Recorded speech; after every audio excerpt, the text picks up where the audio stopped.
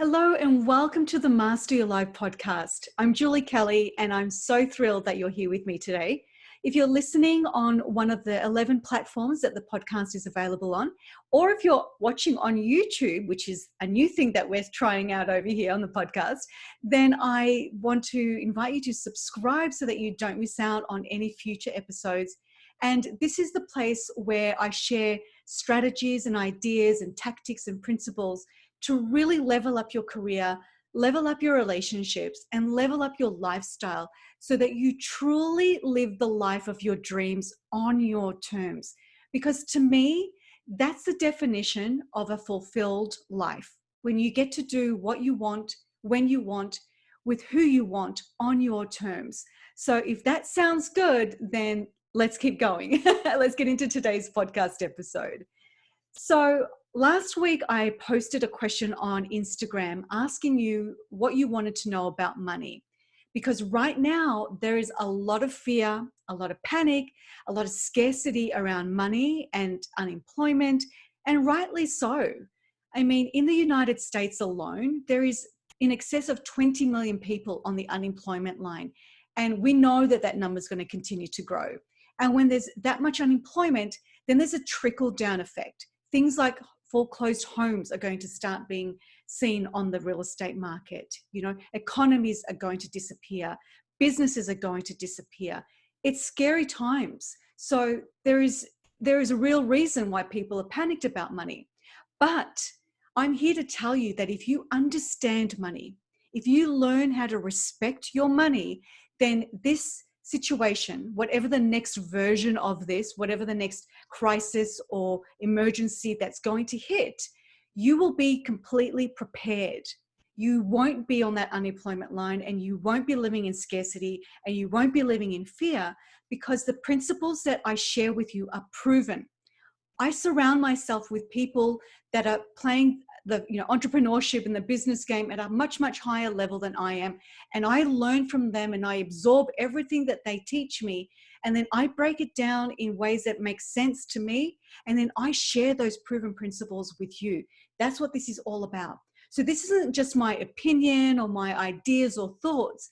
The strategies and the ideas I'm about to share with you are tested, they're proven, and they work if you implement them. So one of my Instagram followers, and if you're not following me on Instagram, you should. My handle is @JulieCKelly. So check me out over there because I do a lot of interaction over there as well. So the question I posed was, what do you want to know about money? And so Amanda asked this question, and it's a brilliant question. She says, should I save for an emergency fund or pay off my credit card debt first? Amanda, what a brilliant question to ask. Thank you, thank you, thank you. So everybody needs to listen to this. I am 1000% on board with you having an 8-month emergency fund. Now, what does that mean? It means that you have to know your entire monthly expenditure. And if you don't know, there are a couple of ways that you can work that out. Obviously, you can look at your bank statements and literally take like the last month. So we're currently in May. So take April and look at all of your outgoing expenditures and add those up. So you know what your real outgoings are. A lot of us sort of guesstimate what that is, but for this exercise, you need to know exactly how much money you spend on average a month. And then you need to take that dollar amount. And let's say for this example, it's $3,000. And you need to multiply that by 8. So 3 by 8 is 24. So you need $24,000 in an 8-month emergency fund. What does that mean? That means if you were to lose your job, you still have 8 months of savings to pay for your mortgage, to pay for your insurances, to pay for your utilities, to pay for everything that you need to keep your life ticking over as per normal for at least 8 months. And in that 8-month period, then you can come up with a plan B to create a new income stream for yourself, whatever that may look like. But at least you've got 8 months to get on top of it. And the problem with what's going on right now in the world is that millions of people, especially all of those on the unemployment line, did not have an emergency fund. They did not plan for this to happen. And whether it's this crisis or the next one to come down the pipeline, you have to be prepared financially. in order to be living the life of your dreams, and in order to be on top of your financial game, you need to know your numbers. You need to have some money saved. Having said all of that, to answer Amanda's question though, which was, should I have an emergency fund or should I pay off my credit card debt first? The answer to her particular question is that you absolutely need to pay off your credit card debt first before you start saving for an emergency fund. And let me explain why. Credit card debt is considered to be bad debt. It comes with very, very high interest rates. So what may have cost you $1,000 and what you put on your credit card was $1,000, over the course of the life before you pay that off in full, that purchase will most likely end up costing you probably $1,200, if not more, based on the interest rate that it's charged every single day. So what I want you to do is to pay your credit card off. And in order to do that quickly, you should pay the minimum amount due every single month at the very least. And do not skip any single month, okay, whenever possible. So pay it every month and pay the minimum every month. Now, if you want to get ahead of your credit card debt and pay it off quicker, what I encourage you to do is to pay off that minimum. So say it's $25 plus an extra 20%, okay? So if you can do the minimum plus an extra 20% every single month, you will quickly see your credit card debt decrease. Excuse me. Now, if you have multiple credit cards and they all have balances due, this is what you need to do. You need to look through your statements and know exactly what the interest rate is on each one of those credit cards that you have opened that has an amount owing. Then you need to pick the one that's got the highest interest rate and pay that one off fully first, while still paying off all the others and paying the minimum amount on all the other credit cards that you still have open. So once they're all paid off though, the last thing I want you to do is shut down or close your credit card accounts off, right?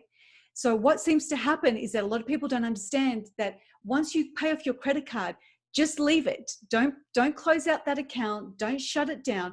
Just leave the credit card somewhere, put it somewhere safe so you don't get the urge to spend on it again, and leave it be. Because what happens is when you close off your credit card accounts, you actually affect and impact your FICO score, which is extremely important for things like loan qualifications, the amount of interest you'll be charged on loans, the amount of interest you'll be charged on credit cards, the amount of interest you'll be charged on anything goes up when your FICO score is negatively impacted. Your FICO score also impacts how much you'll pay on like insurance premiums. A lot of people don't know that.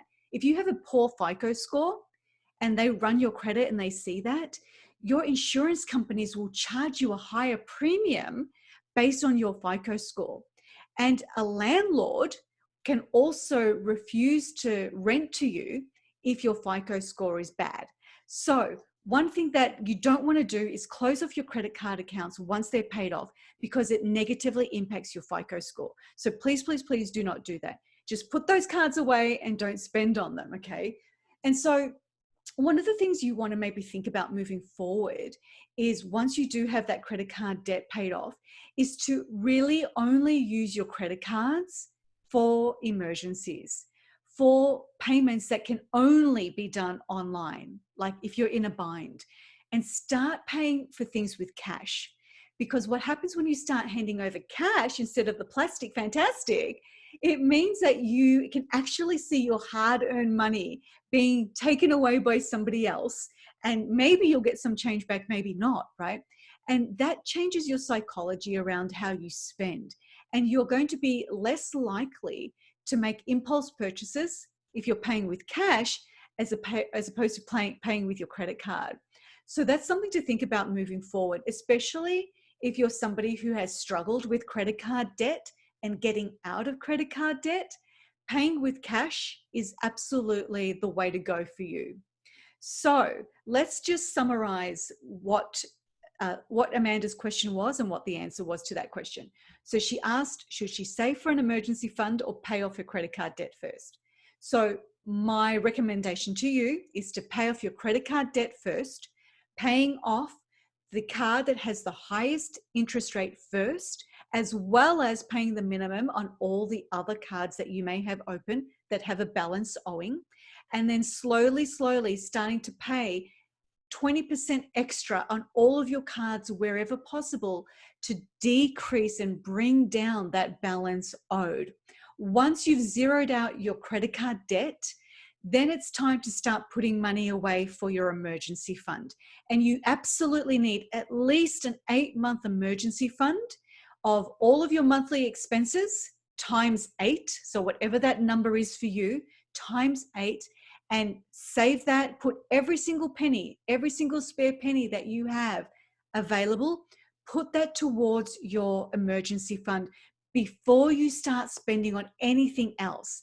Because what will happen, God forbid, if the next crisis that came down the pipeline, or if you're in a crisis right now financially, if you have an 8-month emergency fund, that means that you can still pay your mortgage and all your other debts and all your other bills without losing your home, without losing your car, without losing the electricity in your home, right? So these things are really, really important. And the only way that you can set yourself up for win is by having that money in place. And once you do start saving for your emergency fund, it's imperative that you don't touch that money. Do not get tempted to think, oh, I'll just go and buy that cute outfit. Or maybe we can take a little vacation with that money and just dip into that. Absolutely not. That is not the way to get ahead. If you do that, you're just going to be constantly living paycheck to paycheck, living in fear, living in panic, and your livelihood is going to be determined by external factors. Whatever happens outside of your control, whatever happens to the economy, whatever happens to your job is going to absolutely impact you because you are not setting yourself up to win. So it's imperative that you get rid of your credit card debt first and then start like vigorously and very, very effectively and tentatively putting money towards your 8-month emergency fund. I cannot stress this enough. So I wanted to just answer that question on today's podcast episode because I think it's a really important question, and I think this relates to many of you listening out there right now. So if you have found this podcast episode helpful, I would love it if you would rate and review the podcast wherever you're tuning in from today. Share it with somebody that you know needs to hear this, somebody that you know who's probably in tons of credit card debt and cannot help themselves with the plastic fantastic, and let them know that there is a solution. Share this with them. We need to help each other and boost each other by sharing this collective information. So my friends, I'm sending you much love, much blessings as always. Thank you for being with me today, and I'll see you next week. Bye for now.